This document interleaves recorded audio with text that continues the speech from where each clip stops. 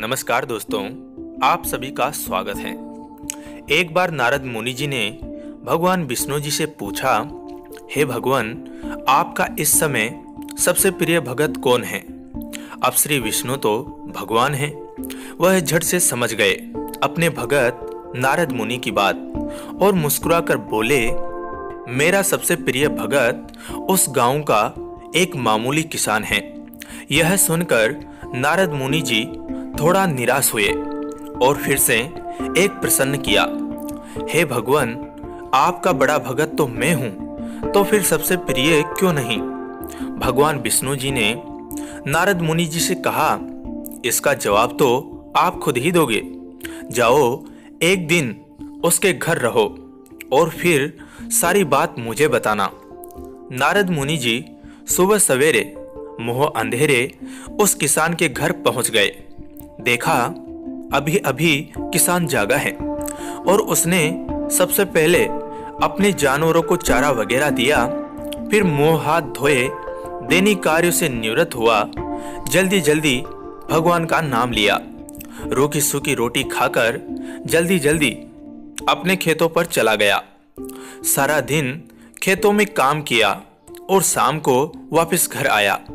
जानवरों को अपनी अपनी जगह बांधा, उन्हें चारा पानी डाला, हाथ पांव धोए, कुल्ला किया, फिर थोड़ी देर भगवान का नाम लिया, फिर परिवार के संग बैठकर खाना खाया, कुछ बातें की और फिर सो गया।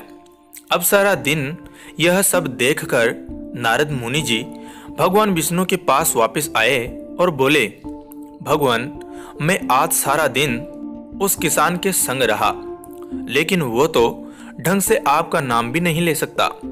उसने थोड़ी देर सुबह थोड़ी देर शाम को, और वो भी जल्दी जल्दी आपका ध्यान किया, और मैं तो 24 घंटे सिर्फ आपका ही नाम जपता हूँ। क्या अब भी आपका सबसे प्रिय भगत वो गरीब किसान ही है? भगवान विष्णु जी ने नारद मुनि की बात सुनकर कहा, अब इसका जवाब भी आप मुझे खुद ही देना। और भगवान विष्णु जी ने एक कलश अमृत से भरा नारद मुनि को थमाया और बोले, इस कलश को लेकर आप तीनों लोकों की परिक्रमा करके आओ, लेकिन ध्यान रहे, अगर एक बूंद भी अमृत नीचे गिरा तो आपकी सारी भक्ति और पुण्य नष्ट हो जाएंगे। नारद मुनि तीनों लोकों की परिक्रमा करके जब भगवान विष्णु के पास वापस आए तो खुश होकर बोले, भगवान, मैंने एक भी बूंद अमृत नीचे नहीं गिरने दिया। विष्णु भगवान ने पूछा, और इस दौरान आपने मेरा नाम कितनी बार लिया, मेरा स्मरण कितनी बार किया? तो नारद बोले, अरे भगवान जी, मेरा तो सारा ध्यान इस अमृत पर था, फिर आपका ध्यान कैसे करता? भगवान विष्णु ने कहा, हे नारद, देखो उस किसान को जो अपना कर्म करते हुए भी नियमित रूप से मेरा स्मरण करता है, क्योंकि जो अपना कर्म करते हुए भी मेरा जाप करे वो ही मेरा सबसे प्रिय भगत हुआ। आप तो सारा दिन खाली बैठे ही जप करते हो, और जब तुम्हें कर्म दिया तो मेरे लिए तुम्हारे पास समय ही नहीं था।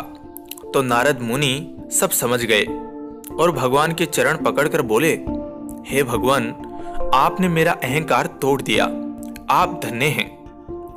दोस्तों, कैसी लगी आपको ये कथा कमेंट करके जरूर बताएं। अच्छी लगी हो तो वीडियो को लाइक जरूर करें। कहानी सुनने के लिए धन्यवाद दोस्तों। जय हिंद, जय भारत।